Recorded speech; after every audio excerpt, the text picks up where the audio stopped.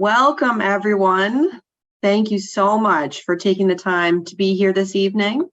I'm Dr. Caitlin McMullen. I'm a head and neck surgeon member in the Department of Head and Neck Endocrine Oncology here at Moffitt, and I'm excited to introduce to you my colleagues in just a moment. I'm confident you're going to find the information that we share with you tonight very valuable. And I just want to say one thing before we begin, a little bit of a disclaimer. This content is not intended to be medical advice, and the viewers should consult their physician should they have any specific questions. The viewers should not rely on information contained in this presentation/webinar for immediate or urgent medical needs. Additionally, if you think that you have a medical emergency, call your physician. Go to the nearest emergency department or call 911 immediately. Never disregard professional medical advice or delay seeking care because of information contained in this webinar presentation tonight. Again, we're so pleased to have you with us tonight. And before I introduce our presenters, I just want to remind you that after we hear from our speakers, you'll have the opportunity to have your questions answered by these experts. We invite you to type your questions into the Q&A box located at the bottom of your screen. You can see it right in the bottom middle of your Zoom screen there. And we'll be able to answer those later in the session. So let's introduce Dr. Kedar Kirtane. I'm pleased to announce him. He is a medical oncologist in our department at Moffitt. He specializes in head and neck endocrine oncology. Dr. Kirtane, take it away. Thanks everyone for joining. I know it's late on a Thursday evening, so I'm excited to talk with you all and answer any questions that may come up. So mine is a very brief presentation, and I'll be discussing just kind of what's new in head and neck cancers. So we can go to the next slide. So just to give everyone an idea of head and neck squamous cell cancers, which is the predominant part of this talk, it is the seventh most common cancer worldwide, with approximately 900,000 new cases and about 500,000 deaths each year. Squamous cell cancers are the most common type, although we do see many other types of head and neck cancers, including salivary gland cancers. And while I'll only briefly discuss thyroid cancers, that's obviously a significant portion of what we take care of here at Moffitt in our department. For head and neck squamous cell cancers, it represents approximately 3% of US cancers, although some of that rate is rising.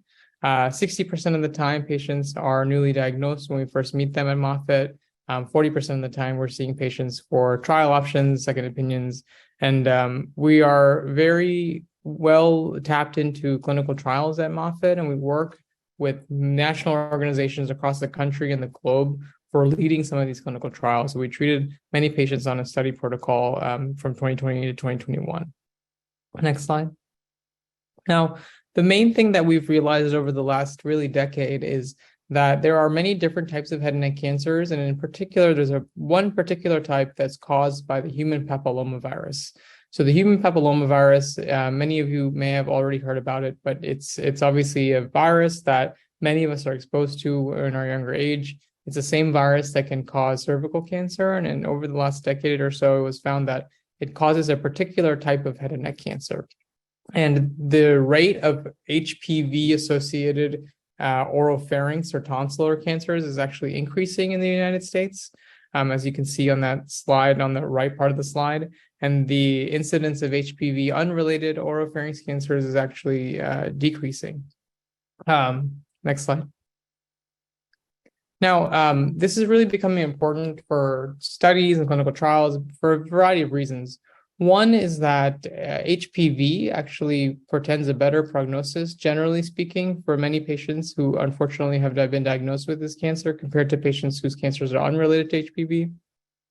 And this is important because, one, it provides an avenue for us to figure out if we really need to give very aggressive treatments to everyone like we've been doing for years and years. And also for those patients for whom standard of care does not work and who are HPV-related oropharynx cancers, it allows us to try to develop a target that we can attack with new treatment options that would hopefully help cause regression of the cancer. Next slide. So For early stage disease, very highly curable, approximately 90% or higher for most patients. However, this is all we do all day, every day in our department at Moffitt. We're very highly specialized. So we do see patients for whom this doesn't work, unfortunately. And then we have a variety of other options that we try to cause tumor regression. The top part of the slide is an example of a de-escalation trial. So as I mentioned, a lot of what we do for head and neck cancers is based on studies that were done decades ago. And it involved a lot of different treatments, a lot of chemotherapy, a lot of radiation. And so part of what we're trying to figure out nationally, this is a national question, is whether we really need to do as much as we do for patients who have HPV-related disease, who many times have a much better prognosis. And so the example above is a randomized clinical trial that's ongoing through a national organization called NRG. And this is using chemotherapy radiation and comparing that to a lower dose of radiation, and also comparing that to immunotherapy, which I'll get into in a few slides. The bottom part of that is we recognize that not all HPV head and neck cancers are the same, right? So there are more aggressive HPV subtypes, and also patients who we see that have more higher stage of disease when we first see them. And so de-escalation is really not appropriate for them. And so in these cases, we try to see whether immunotherapy added early would actually help those patients. So in that study, in the bottom, that we also have at Moffitt, patients who are receiving standard of care chemotherapy radiation are randomized to one of two different groups. One is observation, which is what we would do normally off of a clinical trial, and the other group gets immunotherapy, in this case, a drug called nivolumab. Next slide. Now, immunotherapy has really taken the cancer world by storm. Everybody has probably heard about it on some level, but really what it is it's a therapy that has been approved for many different types of cancers, not just head and neck cancers. And it really is it's a drug that's given through an IV, and the intention of that drug is to try to get your own immune system to attack the cancer. So in the same way that if you were to get a virus or a bacteria and enter your body, and your immune cell recognizes those things as foreign to your body, as foreign invaders, and they cause a reaction like a cold or a cough or a fever.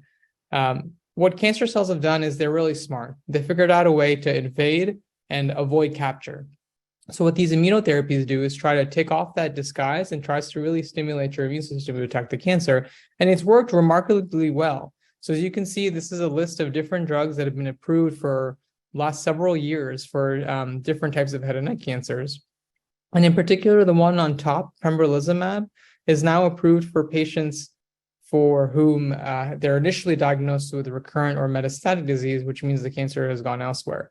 And while this is a remarkable, very paradigm shift for cancer treatments, the unfortunate reality is that this only works for approximately 20% of our patients. So, for example, while those 20% do really well and they have a significant reduction of their tumor, unfortunately, the majority of the time it doesn't work. So as you can imagine, there's lots of different clinical trials that are run in Moffitt and nationwide that are intending to try to augment those responses.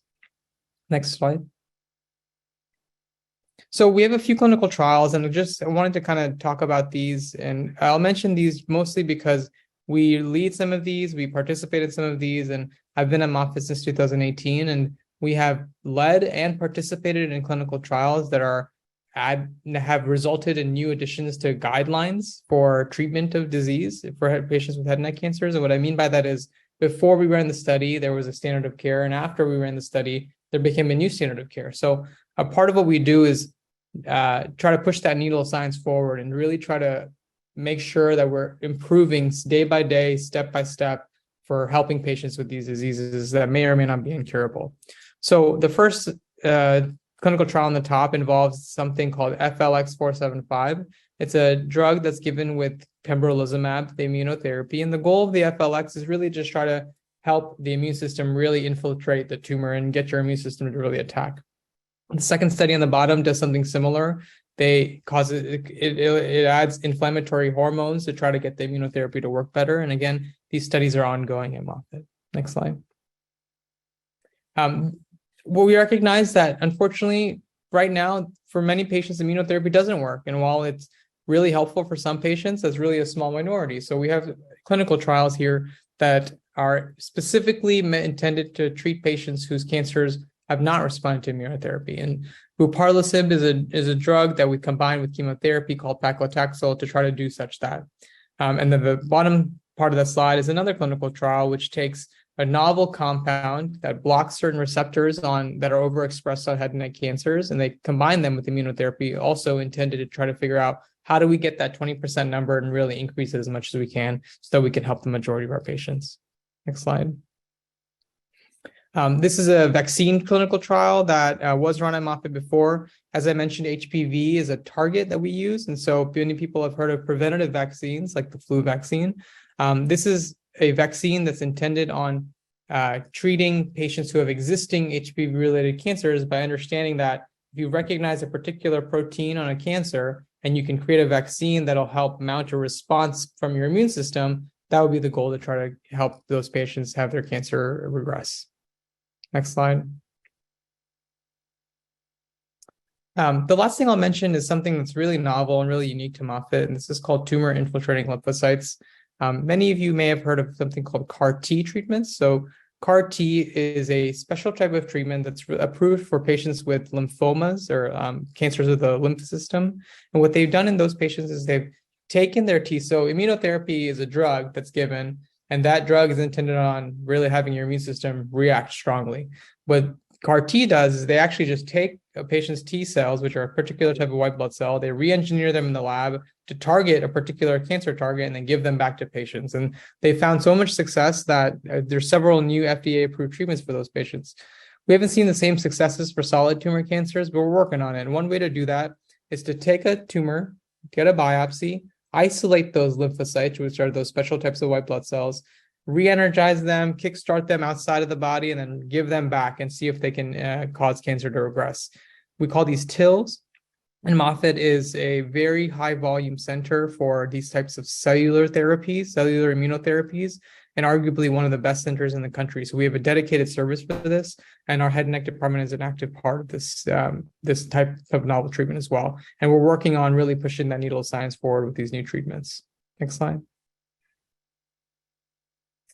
One thing I'll mention before Dr. Agosto takes over is just that obviously thyroid cancers have also seen meaningful changes in treatment. There are now options for patients with certain mutations that weren't there before. And salivary duct and salivary gland cancers, a group of cancers for whom chemotherapy hasn't worked really well. We're trying novel targeted therapies to target mutations that help those cancers grow.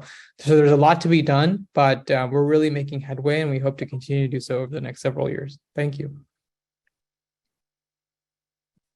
Thank you so much, Dr. Kirtane, for informing us on all the exciting research going on at Moffitt, especially important this week during Head and Neck Cancer Awareness Week. So looking forward to seeing some new headway in this difficult disease. So thank you again for your remarks.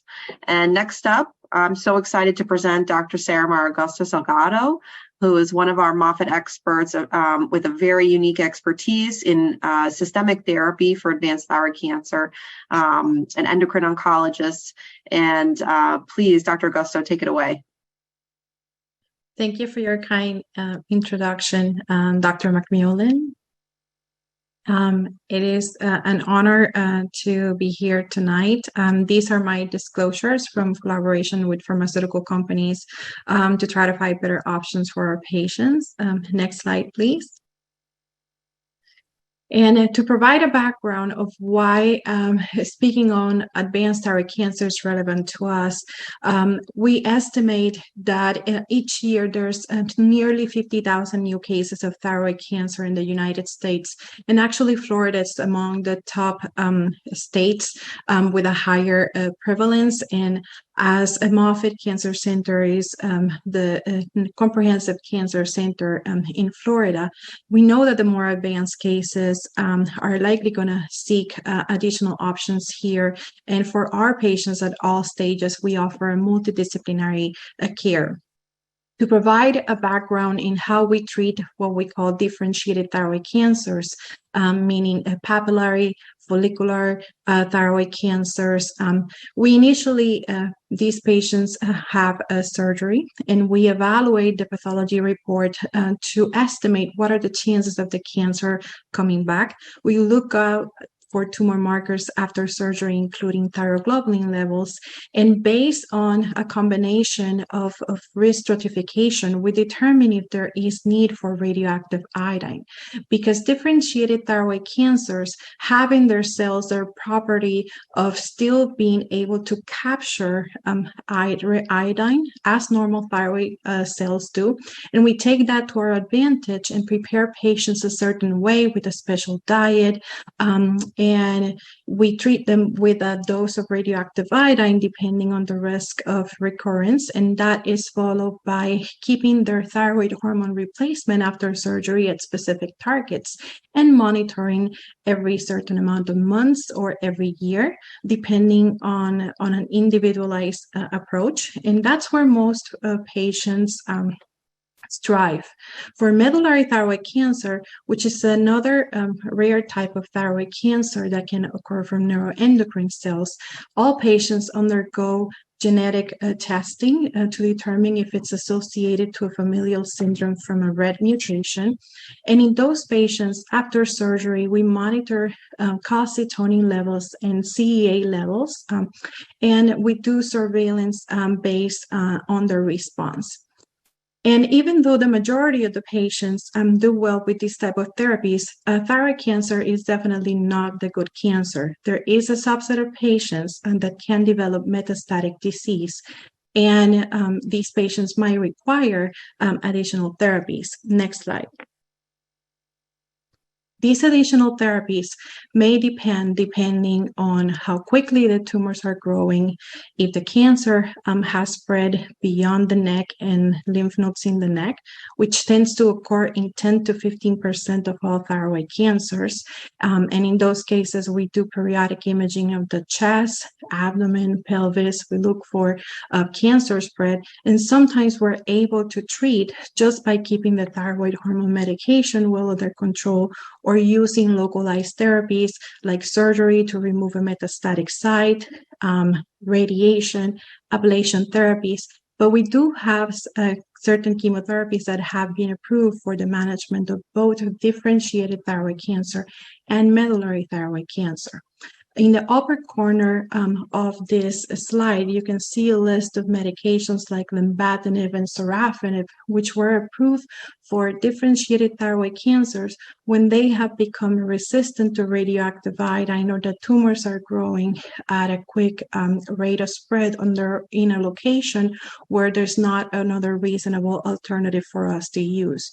And these treatments have shown some positive responses. In fact, lenvatinib has shown to improve the survival in patients that have radioactive iodine refractory thyroid cancer when they're more than 65 years of age. However, these treatments, we start them at a very particular time because they're not 100% of a cure. They work for a certain amount of time, and general kinase inhibitors like lenvatinib and sorafenib, or bendetinib and cabozantinib for medullary thyroid cancer not only act in multiple receptors of a tumor cell like the one that we have on this slide, but they also talk on the affect the little blood vessels that are surrounding the tumors. So the field in thyroid cancer is moving actually to targeted therapies. And what are targeted therapies? It means trying to target that driver specific of the cancer that's making the tumors grow. For example, when we send tumors to get analyzed, we can find sometimes commonly in differentiated thyroid cancers a BRAF alteration, or less commonly what we call fusions in the RET gene or in the NTRK gene. And we have now more specific chemotherapies that can provide more profound responses. In addition, there's been some studies that when we use drugs that have been able to block the BRAF and the MEK step in this internal pathway of signals that makes a cancer cell to continue to grow, if we try to block those steps in the chain, sometimes the tumors are able to regain back the ability to be sensitized to radioactive iodine. Next slide, please. And redifferentiation therapy is that approach. It's actually resensitizing tumors to radioactive iodine. And the way this approach was formed was actually from the fact that because we know that chemotherapies in thyroid cancer work during a certain period of time, we're very cautious into really individualizing when it's the right time to initiate. But we've asked ourselves, not only over here at Moffitt, but at different places in the world, of can we do something to try to postpone that initiation of systemic therapy? And that's where the resensitization of the tumors to radioactive iodine comes on. So for this, we evaluate patients as if they're going to be starting in chemotherapy. We evaluate all their medical conditions, laboratories, how much radioactive iodine have they received before. We treat them with an oral chemotherapy for an average of 4 to 12 weeks. And we do a diagnostic scan to see if there has been avidity to radioactive iodine, and administer an additional treatment of radioactive iodine, followed by a post-treatment scan to know if the radioactive iodine treatment went to all the disease sites that we were treating. And this approach allows for us to potentially stop the chemotherapy and have patients be off systemic therapy for some time, avoiding both the financial toxicities and the effects on the quality of life from systemic therapy. Next slide, please. And this has been evaluated in different studies. This is actually from a study from one of my colleagues in a Houston group. They evaluated patients that had been on chemotherapy for some time, and that they noted signals that there could be resensitization of radioactive iodine. You can see that some of the tumors not only decrease in size while they were doing the treatment of the chemotherapy, but after an additional course of, on average, 200 milligrams of radioactive iodine, many of these patients were able to be on average of systemic therapy for an additional 20 months. And on the pictures that you have on the left, you can see how on the lower end of the pictures, there were patients that did not have iodine avidity before, and then after the treatment, the tumors were able to light up, meaning that they responded to radioactive iodine. Next slide, please. The newer, more fusion therapies that have been available on the market, for example, for RET-driven differentiated thyroid cancers or NTRK fusions, have not only been shown to be a promise to patients with thyroid cancer with profound responses, nearly that 70 to 80%, but we've also seen the potential of being resensitized to radioactive iodine, as you can see in this patient who had diffusely lung metastasis and had significant shrinkage of tumor and was able to receive an additional course of radioactive iodine with a sustained favorable response. At present, we're working on joining other sites in participating in multi-institutional studies to prove this approach on additional patients. And mutations. Can you please move to the next slide? Thank you so much. For our patients with the most aggressive form of anaplastic thyroid cancer, we have seen that both the combination of BRAF and MEK inhibitors have improved the overall survival, providing a big glimmer of hope for these patients. But at a more national level, there are approaches of trying to see if the oral chemotherapies are able to improve the tumor size by shrinking it to a point that it can make a surgery more feasible so that we can consolidate with treatments afterwards, or even potentially with immunotherapy, which is called a neoadjuvant approach, trying to shrink those tumors to be able to provide not only local control, as these tumors you can see from the pictures can cause significant symptoms of the neck, but if we're able to lower the tumor burden, we have less aggressive tumors for the systemic therapies to continue working. And so we need more options for these patients, as anaplastic thyroid cancer still remains an incurable disease. And as somebody who lost a loved one to this terrible disease many years ago, I made it my personal mission to work towards an improvement in this field. Next slide, please. Which brings us to not only thinking about anaplastic thyroid cancer patients for Better Hope, but also for our patients for medullary thyroid cancer, as these are both rare types of tumors. And even though the more specific, highly effective RET inhibitor therapies have been more tolerable, there are still patients that do not have that alteration that are still left to be treated only with the multi-kinase inhibitors, for which we need additional therapies for. Next slide, please. And as you can see on this slide, with the decrease, each of these bars actually shows the profound responses that we see on these treatments. This particular patient that I'm showing on the left had a significant decrease in tumor size, including a response in a perineoplastic hormonal syndrome. Next slide, please.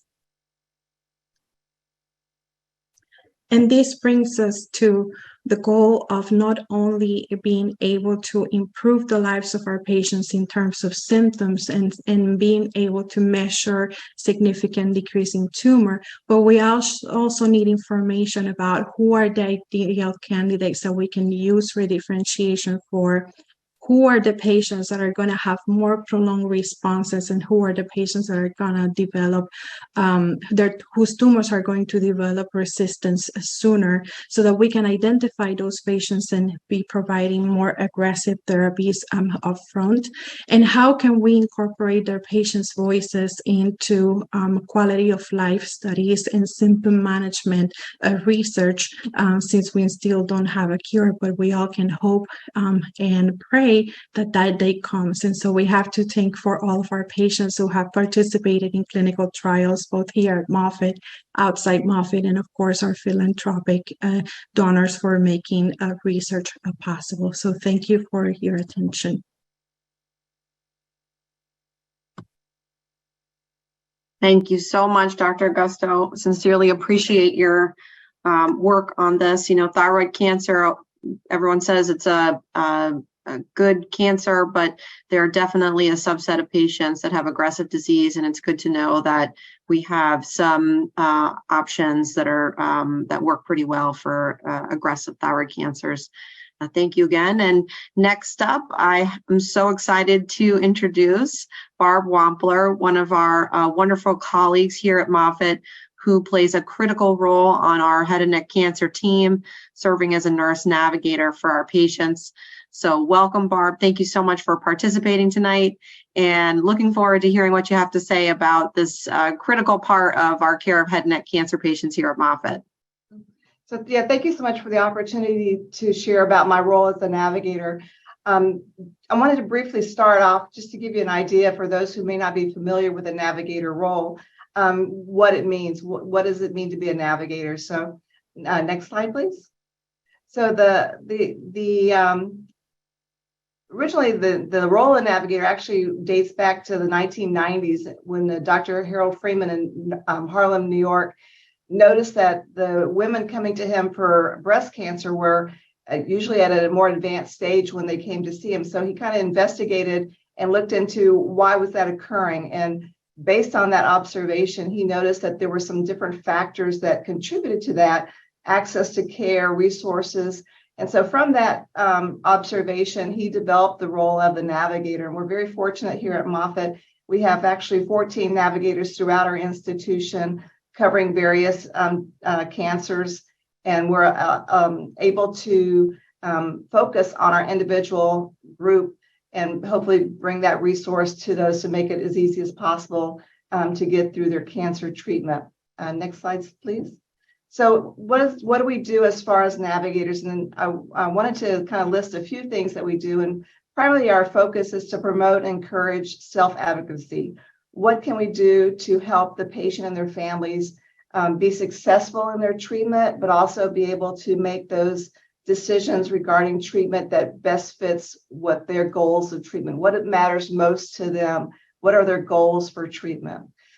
We help facilitate communication and coordination of care, and we're very fortunate here at Moffitt in that, unlike sometimes in the community settings where the patient may have to go to various sites to get treatment, for instance, if they have a combination of chemotherapy and radiation therapy, they may not be able to go to one specific facility to get both accomplished. We're very fortunate here that we're able to address all matters of modalities, whether it's surgery, radiation, chemotherapy, under one roof. So my job is, as far as facilitating communication is very easy because at least a few times a week, all the doctors are in the same clinical setting. So they talk very frequently about patients and any kind of issues that may come up. Another role for the navigator is looking at barriers to care. What things may be in place that may cause some challenges for the patient, again, to get through treatment or be able to have choices of treatment. Financial insurance concerns. So many of our patients may be the sole source of or primary source of financial support for their family.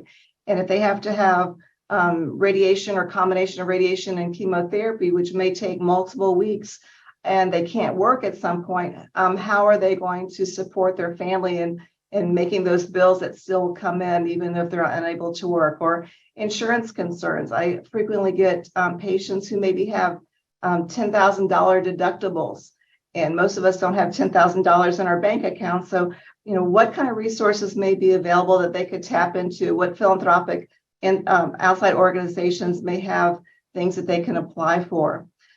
Transportation. A lot of our patients live outside of Tampa, and they may have a limited transportation, either someone to drive them or being able to have a car that's reliable. Lodging is another one associated with that. If they're having to come Monday through Friday for 5 or 6, 7 weeks for radiation, to drive back and forth an hour, 2 hours every day can get very cumbersome and can be very wearing. So where are they going to stay? Addressing emotional needs. As you can imagine, being diagnosed with cancer in of itself can be very stressful for the patient and their families. And we want to make sure as a holistic institution that we address not only their physical needs, but their emotional needs and the stressors that can come when they're diagnosed, and that anticipation of starting treatment at some point. What does that mean? Making sure that the patient is scheduled with the appropriate provider based on their diagnosis. Do they need to see a surgeon? Do they need to see radiation? So who are they seeing, making sure that that's the appropriate person for their appointment? They're investing time to come to see us. We want to make sure that their time is well spent as far as getting feedback and information about what options are available. Looking at their tests. Have they had tests that have been done that are appropriate? Is there something missing that's going to make their appointment with us less beneficial? Kind of doing that investigation. Starting resources, internal referrals. Do they need social work support? Do they need information about smoking groups or smoking cessation? We do have a great smoking cessation program here, and that can really impact outcomes. So if the individual is encouraging to stop smoking, we want to provide that resource to them as well. Financial counseling, again, if there are financial resources that may need to be available for the patient and their families. And then also determine if there's any external resources. American Cancer Society is a great external resource that we tap into frequently, especially for lodging, but are there other ones that can be pulled in to help the patient and their families as they go through treatment? So next slide, please. So as my role here at Moffitt, I work in what we call our multidisciplinary clinic. And what that is that we have 3 days a week, designated times where both the medical oncologists and the radiation oncologists meet together for appointments. So it helps save patients from having to make multiple trips. Plus, again, a lot of times patients may require multimodality types of treatment. So they're able to get their questions answered at one setting rather than have to come back multiple times. So what my role is when an individual calls and makes an appointment and they're assigned to our multidisciplinary clinic, within 24 hours, I reach out to them and begin that process of finding out what's been done, what are their goals of care, what matters most. So we want to make sure that that we have and are able to get records that are appropriate, that are thorough, so our physicians will have the ability to have that information to give them feedback as to what types of treatment are available, what clinical trials are available, because we want to make sure we provide as many options as possible for our patients to consider. Also to determine what are their expectations for this visit. Sometimes patients may not understand what the visit's going to be, what they may have never gone through any kind of appointments like this. So we want to make sure we provide them information about what to expect, and also to answer any questions or address any questions. I frequently get patients that have unfortunately gone on to the internet and sometimes get misinformation, or maybe their great Aunt Susie, twice removed, went through treatments and have shared with them some information about their experiences, what may or may not reflect anything regarding what the individual may be going through. So try to clarify what's accurate, trying to clarify any questions or information that they may have heard that maybe or may not be applicable to their particular situation, and hopefully alleviate some of that stressors of the unknown before they come to their appointment. So they come in, I meet them in the clinic. I always feel like it's best to have that face to a voice, so you know that there's someone behind the phone that is working for them. Maybe not always seeing them in clinic, but I'm there for them if they need me. So I call them within 1 to 2 days based on their availability after the appointment to review what's been said. Do they understand? Do they have any questions? We always say the best questions are on the ride home.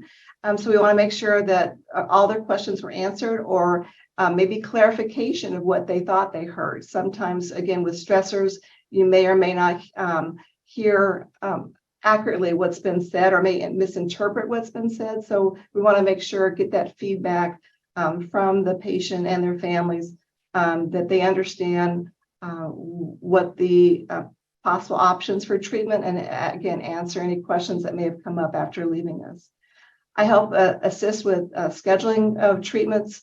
As you can imagine, if it requires multimodality, we want to make sure that those are coordinated appropriately. I kind of tell my patients that I'm sort of like the general contractor.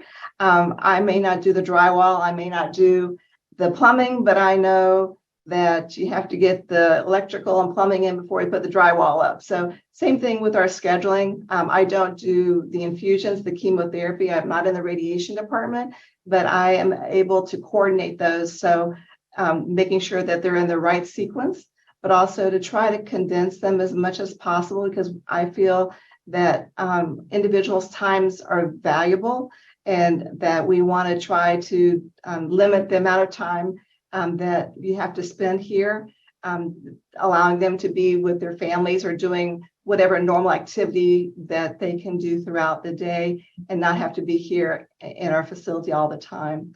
I work with clinical nurses and around the institution that may also be involved with their care to help reinforce education, making sure that they understand, the individual understands what the side effects of treatment, when to call the physician, giving them those building blocks, those tools, again, to make their treatment successful and limit any kind of challenges that may interfere with their ability to go through treatment from start to finish, because that's going to give their best outcomes to be able to start and have no stoppage in between the treatments. And then lastly, to be just a resource for patients and their families. They have my direct number at my desk, so I'm available and they call me with questions or concerns or sometimes just to talk. And I want to make sure that they have that ability to contact someone. Sometimes in the clinic, of course, the nurses in the clinic are seeing patients on a day-by-day basis. So I'm a kind of extra set of ears that if they have any questions or any challenges, any concerns of anything, that I'm also a resource for them as well. And so that kind of globally is what I do as a navigator here at Moffitt. And it's always been my pleasure to work with my patients, and hopefully I'm able to make a positive impact on their time with us as they go through treatment. So I thank you for the opportunity of sharing. Thank you so much, Barb. We are really grateful to have you as part of the team and taking care of our patients with us. So thank you so much for joining us tonight. Now, we have some great questions coming through in the chat box. I'm really looking forward to getting to those. Before we do, really quickly, I'd just like to introduce David Curry. He's one of our partners here at Moffitt. He's with the Moffitt Foundation, and he partners with the Head and Neck Endocrine Program to ensure that we can receive the research dollars we need to get the clinical research off the ground and make advances in cancer treatments. If you'd like to learn more about how you can help, please contact David to find out more. And David, would you like to say a few words to our attendees? Yeah, that would be great. Thank you so much, Dr. McMullen. I want to thank everybody for their time this evening. There's so many things that you could be doing, but you chose to be with us. And so I hope this has been informative and that you're enjoying it. And I know that the Q&A is very popular, so that will be coming up in just a minute. I also want to thank the participants, our presenters, Dr. McMullen, Dr. Kirtane, Dr. Agosto, and Barb. The work that they're doing not only just benefits our patients locally, but especially the research that's happening here at Moffitt and in head and neck endocrine is going to have a global impact. So what they're doing is vitally important, and we just really appreciate them and them giving their time tonight and providing us with this great insight. And then I've got two colleagues I need to thank quickly, Brielle Humphreys and Tiffany Hughes. They're working behind the scenes tonight and just making sure that everything goes smoothly. I will say that there, unfortunately, head and neck endocrine research is underfunded, and that's across the board. And so there are some projects that are happening at Moffitt and some ones that are on the board, and we'd like to pursue, and they're just in need of funding. So if you have any interest in exploring ways that you can provide philanthropic support for these projects, please, I look forward to talking to you and maybe seeing if we can work something out. So thanks again for joining us tonight. I'm going to turn it back over for the very popular Q&A part of our session, and take it away, Dr. McMullen. Awesome. Thank you so much, David. I really appreciate your time. And thank you for helping to facilitate and organize this event tonight. So let's get to the questions. Ladies and gentlemen, please add some more to the chat box. We'll get to those right now. So I think there's a bit of a theme here. So we have a couple different groups of questions. Dr. Kirtane, Dr. Agosto, Barb. So let's see here. I think the first, there's a couple questions here. I'm going to direct this to Dr. Kirtane, asking about prognosis in HPV-related throat cancer. So people asking if, treatment many years ago, what the risk of recurrence is long-term after treatment for HPV-related oropharynx cancer. Can you tell us about recurrence rates? Yeah, so usually the recurrence rates are highest within the first 2 years after completion of treatment. It starts to decline with every year where time elapses from the completion of treatment. 10 years is a long time, and it's great. There's always risks with anything, but certainly the risk is relatively low, but it kind of depends on the specific case. Excellent. Yes. I know in my experience as well, after the first couple of years, the risk of recurrence is very low, but of course, it totally depends on the stage of presentation, particular patient risk factors. HPV is an important feature. A couple of years ago, they actually redid the entire staging system for oropharynx cancer, dividing it between patients who had HPV and patients who did not have HPV. And the patients who had HPV had a better prognosis, so they were able to get downstaged for similar tumor sizes.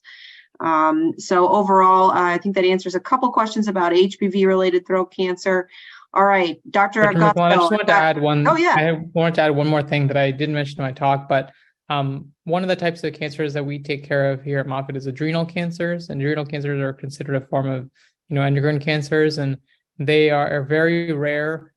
There's a kind of a paucity of standard of care options, and so that's a real area. We have actually a clinical trial now that we opened up relatively recently, and it's because it's a rare cancer. Lots of patients from all over are interested in that, and I just like to point that out because we're already talking about relatively rare cancers. 3% of U.S. cancers had neck endocrine cancers, and this is a even rare cancer. So there's a lot to be done, and would like to have options available for patients who have to go have these rare cancers as well. Awesome, thank you. Dr. Agosto, lots of questions about thyroid cancer. Are you ready? Yes. All right. Couple questions asking about,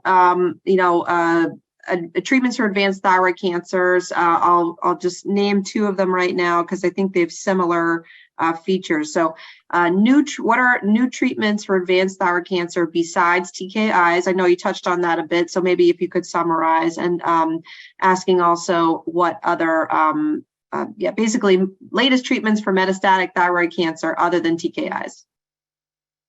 Yes, so definitely whenever we have advanced thyroid cancer, we look obviously at the sites of disease to see if there's anything neoadjuvant, like doing a short course of an oral targeted agent to decrease tumor burden and be able to do summary. We've talked today about redifferentiation therapies, but also for the more aggressive variants of advanced thyroid cancer, there's also been studies on combination of oral targeted agents and immunotherapy. As Dr. Kirtane mentioned on his talk, cancer does a trick on our immune defense system and basically hides from it. And what immunotherapy tries to result in is it try to make our own body be able to fight the cancer. And so we're thinking that in more aggressive forms of thyroid cancer, if we combine the targeted agents with immunotherapy, that we could see some good responses. Moffitt has participated in some studies combining TKIs and immunotherapy, and there's been also studies at other institutions looking at, for example, these type of combinations in anaplastic thyroid cancers. There's also discussion of, for example, in medullary thyroid cancer, if there's a role also for CAR T cell therapies. Also for other non-TKI options, there's also very important to highlight the individualization of care. For example, if we're specifically talking about lung mets, the treatment can range anything from TSA suppression to sometimes we're able to have one of our great thoracic team here see if there is a minimally invasive surgery that could be done, or one of our very astute and wise radiation oncologists see if there's anything like focal radiation therapy that could be done. So again, putting the patient in the center and really individualizing what's best at that time for the advanced thyroid cancer treatment. Excellent. Thank you. One more question about advanced thyroid cancer. I know that a number of different cancers recently have had some interesting research about therapeutic vaccines. I know there are some in head and neck that were on trial. Are there any therapeutic vaccines in the works for thyroid cancer? Not that I am personally aware of. I have heard some interest about the role of, as I said, CAR-T and immunotherapy. But again, there's still a whole lot that we need to explore, and that's certainly a good question. Awesome. Yeah, looking forward. Hopefully something develops there in the future.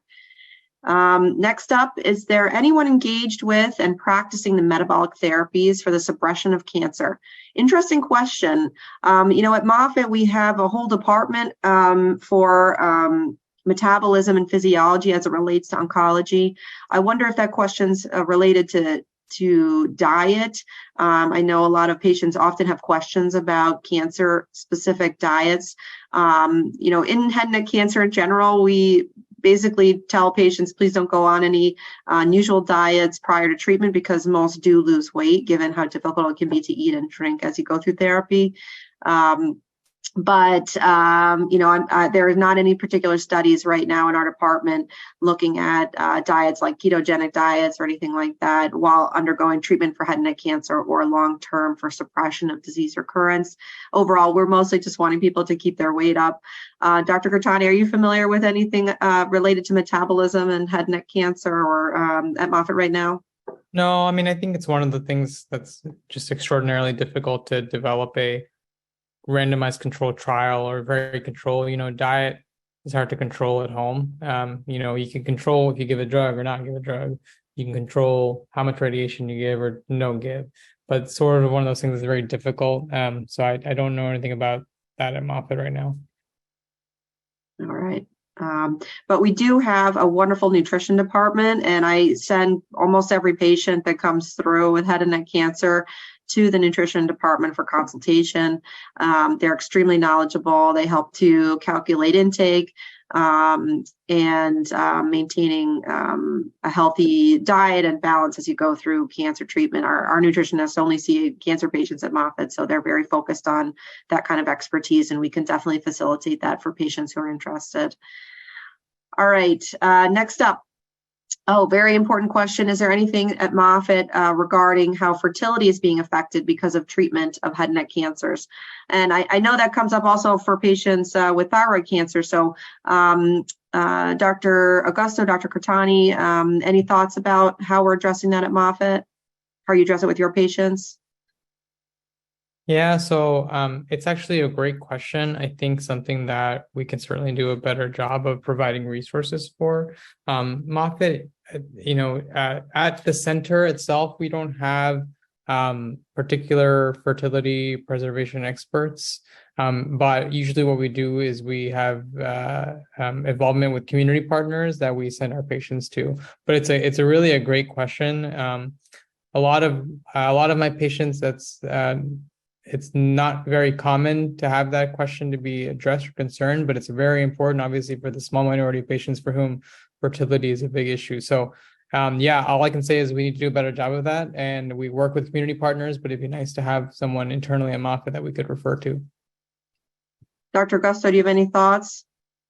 And that's also where a lot of the individualization and important of doing the risk stratification in thyroid cancer, it's so important because indeed, majority of patients with thyroid cancer do well. If we go back, many years ago, everybody used to get radioactive iodine. But nowadays, because we do know that there could be some side effects of radioactive iodine, and we have also strong data that there's actually a specific group that does benefit from it. I tend to have a lot of discussions in my clinic with my patients if they're interested in having children, in doing that balance, in the terms of the timing of radioactive iodine, so that the cancer treatment has the less impact as possible in their fertility treatment, as well as closely monitoring their thyroid hormone levels. Excellent, thanks. Yes, and if any patients that are interested in that, who are getting therapies that may affect fertility, Moffitt does have a system to connect with the community partners that help with fertility preservation. All right, next up, we have some just kudos for Dr. Kirtane and Barb, who took care of a patient, so thank you. Next up, for Dr. Agosto, a good question about TSH suppression and thyroid cancer. So how do you balance quality of life and suppressing thyroid cancer? Is there a point where you stop doing suppressive therapy with a thyroid hormone? Yes. So after patients have been on monitoring for a certain amount of time, we look for what we call a response, which is a combination of what we see on the neck ultrasounds, any scans, and the tumor markers. And if we're seeing excellent response, we start trending more towards keeping the TSH on the lower end of the range up to 2, without having marked suppression, because we do know that TSH suppression in the long term can have other side effects. Of course, balancing the quality of life of the patient is also super important, and looking at other comorbidities. Sometimes there are circumstances where even if we would like to have a very significant TSH suppression, your doctor might feel that we need to adjust the target range a bit, just to balance symptoms and risk to other medical conditions. Excellent. All right, I'll keep moving. We got a few more questions in just a couple minutes here, so hopefully we can get through them. So, Dr. Kirtane, 2 questions for you about HPV again. What is the correlation between HPV tonsil and cervical cancer, and is esophageal cancer HPV related? So esophageal cancer is not thought to be HPV related. The correlation between cervical cancer and or pharynx cancer is the common virus, obviously HPV. It's not that the cancers themselves are related, but it's the cause. So in general, if someone's immune system did not take care of HPV, and unfortunately that HPV caused cancer, there's still a risk of that HPV causing cervical cancer. So for example, my head and neck patients that have HPV associated cancer still need to keep up with all of their standard, pap smears, things like that need to be done to just monitor for HPV-associated cervical cancer. It's not that you're at a higher risk necessarily, but because HPV has already caused one cancer, it's always possible to cause that other cancer. Awesome. Thank you. A great question about an important issue that affects a lot of head and neck patients. Any research being done on regeneration of taste buds after radiation therapy? So we don't have a radiation oncologist with us tonight, but I can just comment briefly on that. Depends on the etiology. It is a common thing that can affect head and neck cancer patients undergoing radiation. Sometimes taste can be affected by the surgery as well, based on the nerves that are near the surgery site. But fortunately, the majority of patients who do experience dysgeusia have recovery of their taste, although some still have persistent metallic taste. I'm not aware, we don't actually have any studies for that at Moffitt at the moment. I am aware of potentially a role for acupuncture or some vitamin supplements, but unfortunately nothing really that's proven to be super helpful. It's a really important question because it's obviously a long-term side effect for many of our patients. And so pretty understudied, but a major impact on life, quality of life. So I was just saying that I agree with whoever asked the question that it needs to be studied more and better. Yep, for sure. Barb, I have a question for you. Can anyone have access to a nurse navigator? So yes. So primarily, as I shared before, my role is with our multidisciplinary team, but the clinic nurses are aware that if they see someone that comes in that may not be in that particular clinic, that they can always reach out to me if they feel like an extra person may help them get through the treatment or have those resources. They're always welcome to reach out to me. I can help as well. Awesome. Thank you. We're so glad to have you as a resource. Okay, question about Keytruda. Are there any new clinical trials for head and neck patients except Keytruda after it's metastasized to the lungs? Dr. Kirtane. Yeah, so, pembrolizumab or Keytruda is, as I mentioned, the standard of care as a first-line treatment. And so it's hard to develop a trial when you're not giving the standard of care as part of the first-line treatment. So when I say first-line, I mean the first treatment that a patient gets when they're first diagnosed. So most trials include Keytruda plus, a new combination of drugs. I mentioned one of those trials where we have patients for whom Keytruda didn't work, and we use chemotherapy and add to it a pill That pill is a blocker of a certain receptor that's overexpressed on head and neck cancer. That pill is called buparlisib. So that's a clinical trial we have for patients for whom Keytruda didn't work. There are other trials where we're sort of similar paradigm.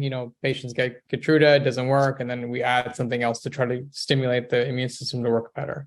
But first-line treatment, most of those patients usually have Keytruda as some aspect of that combination of treatments. If they're ineligible for Keytruda due to autoimmune diseases or things like that, there are potentially other options, but that is a less well-studied area, I'll be honest. Thank you. All right, we have one more question here I'll answer quickly. Thyroid cancer in 2012, surgically removed. Calcium numbers are off. And can this be a symptom of parathyroid problems? So when you have a thyroid surgery for thyroid cancer or for any other thyroid disease, there is a small chance of ending up with low parathyroid hormone levels, which can cause low calcium levels. And usually in the vast majority of patients, those symptoms resolve after a few weeks, but there are about 4% of patients who end up with permanent parathyroid issues after having a total thyroidectomy, unfortunately, needing calcium supplements. But it's very unusual to experience new problems with that long-term. Dr. Agosto, any thoughts about relationship between parathyroid problems and thyroid cancer down the road after surgery? No, not necessarily. I think if somebody's having calcium problems long term after thyroid cancer surgery, would definitely should have additional evaluation to try to sort out where the calcium disturbance is coming from. Is it a primary parathyroid problem, or is it a non-parathyroid related issue? And there's certainly certain blood work laboratories that from an endocrinology standpoint can be obtained at that scenario. Excellent. Thank you. Well, that will do it. Thank you so much for being with us tonight. Thank you so much to David Curry, to Tiffany, to Brielle for helping us put this together. Thank you so much to Dr. Kirtane, Dr. Agosto, and Barb Wampler for participating tonight and sharing your expertise. And thank you to all of our patients. We are so appreciative of you and your continued support as we go through treatment with you. We're working towards revolutionizing cancer care here at Moffitt, and we are so happy you could come and listen to us tonight. So thank you and have a wonderful night.